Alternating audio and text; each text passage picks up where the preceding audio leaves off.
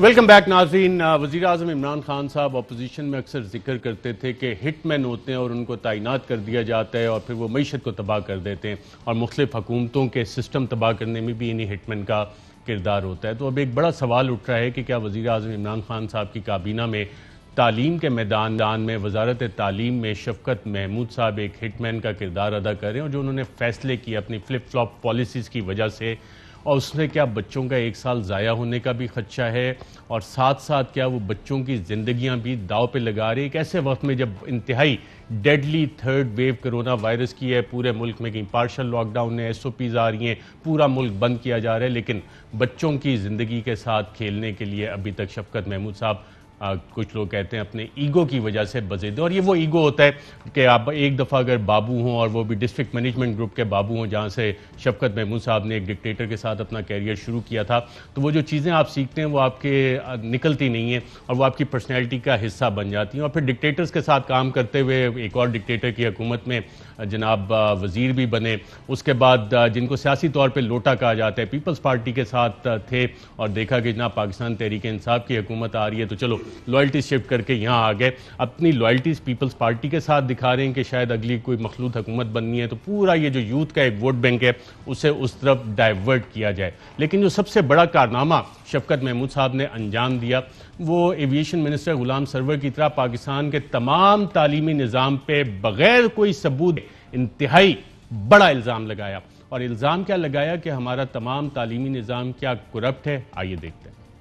Cambridge کے اور باقی ایگزامز کو ہم نے ختم کر دیا اور ان کو کہا کہ آپ اپنے ٹیچر اسیس گریڈز لے لیں، یہ ان کو کہا کیمبرج والوں کو. اور جو 9, 10, 11, 12 تھے ان کو جو 1 سال پہلے امتحان ہوا تھا اس بنیاد پہ پاس کر دیا. اس کے بعد اتنا تماشا ہوا، اس کے اندر فیک گریڈز آئے، انفلیٹڈ گریڈز آئے. اس کا رزلٹ کیا ہوا کہ جو اچھے بچے تھے، جو کہ پڑھنے والے بچے تھے اور ایسے اسکولوں میں جا رہے تھے جہاں کے فیک گریڈز نہیں تھے، وہ پیچھے رہ گئے. اور جو C گریڈ اسٹوڈنٹس تھے ان کو بھی A مل گیا. تو بہت گھپلے ہوئے. جب گھپلے ہوئے تو ایجوکیشن منسٹرز نے متفقہ طور پہ سب نے متفقہ فیصلہ کیا کہ اس سال ہم کوئی گریڈ امتحان کے بغیر نہیں دیں گے.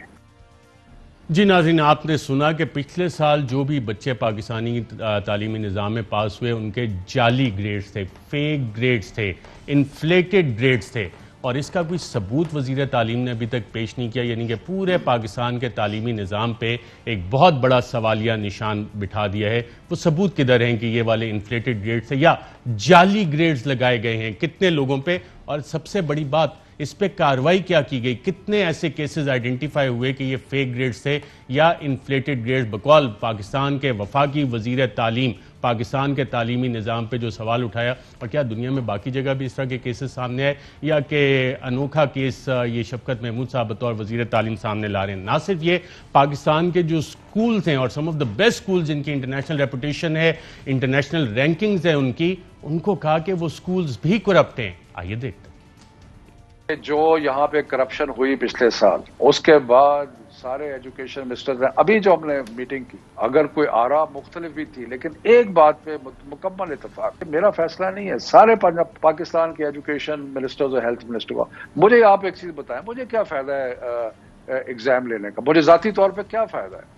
بلکہ مجھے تو یہ ہو رہا ہے کہ یہ جو سوشل میڈیا پہ جتنے یہ بچے ہیں، اور یہ تھوڑے سے بچے ہیں، کوئی 20-25 ہزار ہیں جو کہ A2 میں ہیں، کوئی 80-85 ہزار ہیں جو کہ سارے کیمبرج سسٹم میں ہیں، اور جو جس طریقے سے یہ بدتمیزیاں ہو رہی ہیں اور باقی چیزیں ہو رہی ہیں، تو مجھے یہ بتائیں آپ کہ مجھے اس کا کیا فائدہ ہے؟ لیکن ہم سارے فیصلے کرتے ہیں بچوں کی تعلیم اور صحت دونوں چیزوں کا مد نظر رکھ کے. جی ناظرین، اور سکولوں میں بھی کرپشن ہوئی. عثمان ڈار صاحب، حکومت نے کتنے کیسز آئیڈینٹیفائی کی دی؟ یہ سکولوں میں کرپشن ہوئی، اتنے کیسز انفلیٹڈ گریڈز کے، اتنے فیک گریڈز کے، اور یہ پچھلے سال کی بات کریں کدھر ہیں وہ کیسز؟ دیکھیں، ایک تو یہ سارا ڈیٹا آپ کو یا جو بھی بات شفقت محمود صاحب نے کیا ان کی ایجوکیشن منسٹری سے مل جائے گا. لیکن میں نے لاسٹ ٹائم بھی ارشد آپ کو ایک بات کرنا چاہیے تھا، یا پورے پاکستان کے تعلیمی نظام کو ود ون برش اور برش آپ نے کرپٹ کہہ دیا. دیکھیں ایک تو مجھے اندازہ ہے باہوبی کہ یہ سبجیکٹ آپ کے دل کے کافی قریب ہے. لیکن پاکستان کے بچوں کا مستقبل ہے, 50 لاکھ بچوں کا مستقبل ہے پاکستان کے. میں بھی نوجوانوں کو ہی دیکھ رہا ہوں, آپ یوتھ والے ہیں, آپ کو بھی اپروچ کیا ہوگا بچوں نے. ہاں میرے ساتھ کرتے ہیں, واٹس ایپ بھی بھیجتے ہیں, مجھے بھی ان سے ہمدردی ہیں, اور میں آپ کو یقین دلاتا ہوں شفقت محمود صاحب کو بھی ان سے ہمدردی ہیں. تو کل کو جن بچوں کو کرپشن کہہ کے پاس میں ان کو آپ لون دیں گے, ان کو ڈگریاں ملنی چاہیے. دیکھیں سارے ایسے نہیں ہیں. کون سے بچے ہیں, آپ نے سب کو کہہ دیا. دیکھیں اچھا مجھے بتائیں, آپ کی صحافت پہ بھی انگلیاں اٹھتی ہیں, لفافہ کلچر کا ذکر کیا جاتا ہے, ارشد شریف ہم کہتے ہیں کہ نام لے, لیکن کوئی کہتا ہے کہ ارشد شریف پیسے لیتا ہے. دیکھیں یہ تو معاشرے میں ہے, یہ چیزیں معاشرے میں ہیں. میں یہ نوجوانوں کو بتانا چاہتا ہوں, دیکھیں پہلے یہ فیصلہ کوئی شفقت محمود صاحب نہیں کر رہا, آپ نے مجھے لازمی 1 منٹ دینا ہے. یہ صوبائی وزیر سارے مل کے فیصلہ کرتے ہیں. این سی او سی کے فورم پہ کون بیٹھا ہوتا ہے؟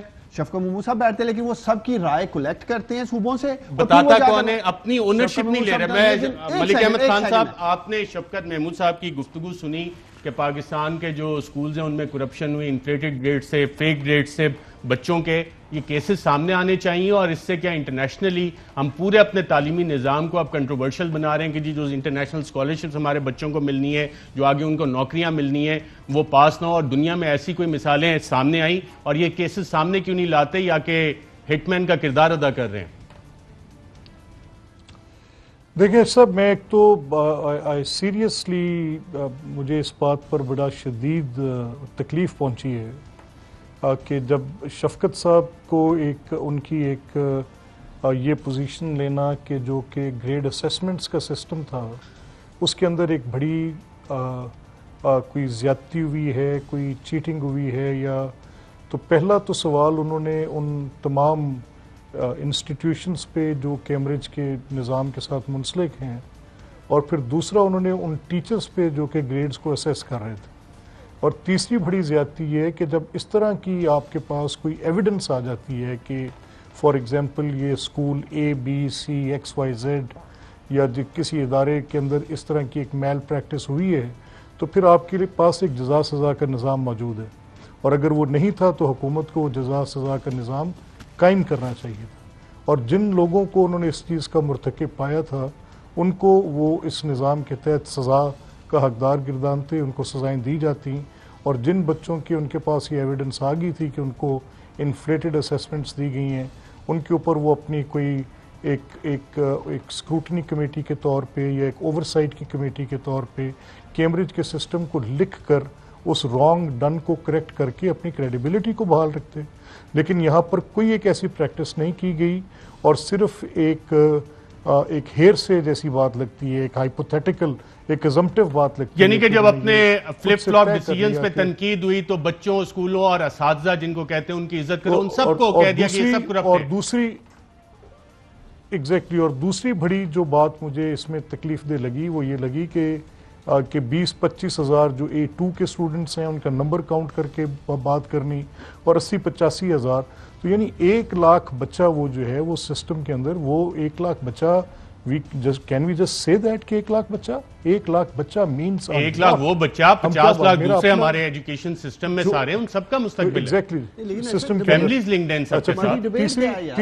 تیسری بات اس میں ڈیبیٹ یہ ہے کہ ہم ان کا 1 سال مجھے ایک بات کہہ رہے ہیں تو وہ نہیں ہونے آتے ہیں, آپ کی باری پہ آتے ہیں آپ کے پاس. عثمان ایک سیکنڈ. تیسری بات جو اس میں یہ ہے کہ ابھی ریسنٹلی میں اس دن اسمبلی میں تھا, اور میں نے اپنی پنجاب اسمبلی کے لاء منسٹر سے, راجہ بشارت صاحب سے, میں نے خود یہ کہا کہ آپ انفیکشس ڈیزیزز کنٹرول ایکٹ کی بات, یہ لاء لے کر آ رہے ہیں, اور اس میں آپ کہہ رہے ہیں کہ کووڈ کی صورتحال میں جہاں پر کہیں لوگوں کا اجتماع بنے گا یا لوگوں کی ایک صورت بنے گی, اس میں چاہے وہ کوئی پولیٹیکل ایکٹیویٹی ہوگی, ریلیجس ایکٹیویٹی ہوگی, ایجوکیشنل ایکٹیویٹی ہوگی.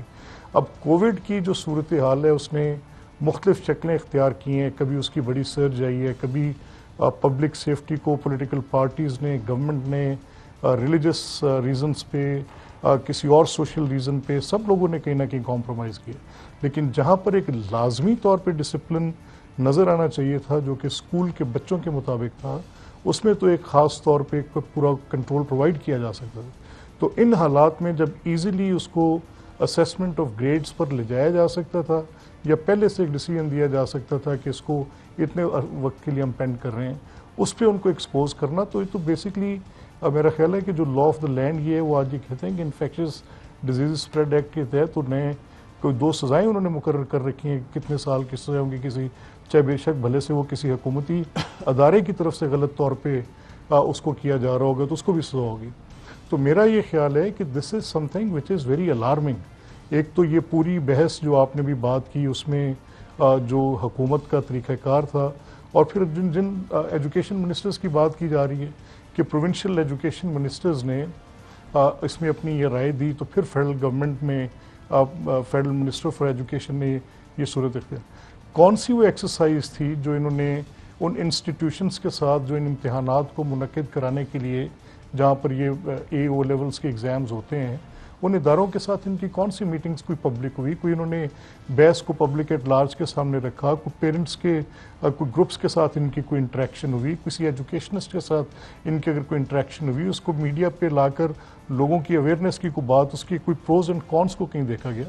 سچ اے سیریس میٹر. اسی طرح سے یکساں نظام تعلیم کی بات کی جا رہی ہے. بالکل اس پہ بھی آتے ہیں. مجھے ایک وقفے پہ بھی جانا ہے. آپ نے جو بات کی بہت امپورٹنٹ ہے کہ جمہوریہ نام میں سٹیک ہولڈرز کی ان پٹ بھی لی جاتی ہے, اور وہ ان پٹ کدھر ہے جو تمام اس میں سٹیک ہولڈرز نہیں. لیکن یہاں پہ لگ یہ رہا ہے کہ کیونکہ ایک ایگو کا مسئلہ ہے تو ہمارا دماغ سب سے بڑا ہے, باقی سب کرپٹ ہیں, اساتذہ کرپٹ ہیں, اسکول کرپٹ ہیں, بچے کرپٹ ہیں. 2020 میں جو پاس ہوئے ان میں سے کل کسی نے عمران خان بننا ہے, کل کسی نے جنرل باجوہ بننا ہے, کسی نے عبدالستار ایدھی بھی بننا ہوگا, لیکن وہ سب 2020 والے بچوں کو ہمارے تعلیم کے وزیر نے کہہ دیا کہ وہ کرپٹ ہیں. ایک وقفہ لیتے ہیں ناظرین, وقفے کے بعد دوبارہ آپ کی خدمت میں حاضر ہوتے ہیں اور بات